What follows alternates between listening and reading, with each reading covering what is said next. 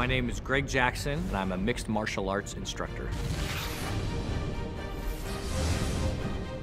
We train amateurs, professionals, and lots of different organizations, but yeah, there's boy, I don't know how many we've got, 20, 25 maybe in the UFC, something like that. It's a crazy number. Definitely the biggest camp in the UFC, for sure.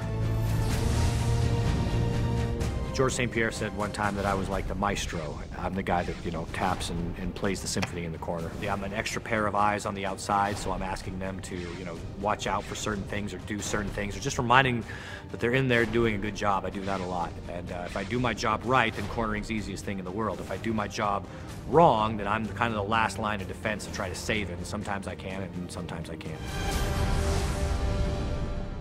Well, a decision tree can be looked at either microly or macroly, and macro is a lot easier to understand. Macroly, you can say, do I want to throw a left punch or a right punch? That's called a cluster. Well, imagine if you could do certain movement patterns to make that fight predictable. So say, I am going to move in a place where all he can do is hit me with this right hand. So then I'm just waiting for it.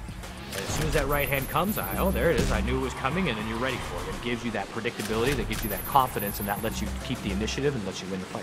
That's a very important concept. So if you start thinking like that, you're not just thinking, okay, I'm going to come out and I'm going to throw 2 jabs and a right hand, and then I'm going to see what happens. If you're thinking to yourself, I want to put myself in a position that the very nature of his blocking my jab allows me to hit him with the right hand, then you're in a structure where you're maximizing your chances for success. That John Jones-Shogun fight, Shogun was covering his hands high a lot, trying to defend his head from John's very powerful strikes. So at one point, John, understanding that, had a decision to either throw a left hook at his head, which was then blocked, or throw it at his liver. So he stepped in and was able to really do some serious damage to the liver because he had done so many shots to the head. That set up predictability in a system, and that's a lot of what clustering is it makes fighting predictable. Having that in mind, all you're doing is clustering over and over and over. You're just putting yourself in these positions where no matter what they do, they're going to get nailed. The process is the only thing that I own. I don't own that victory.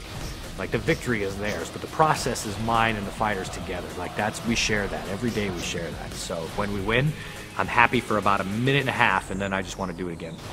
UFC Undisputed 3, your move.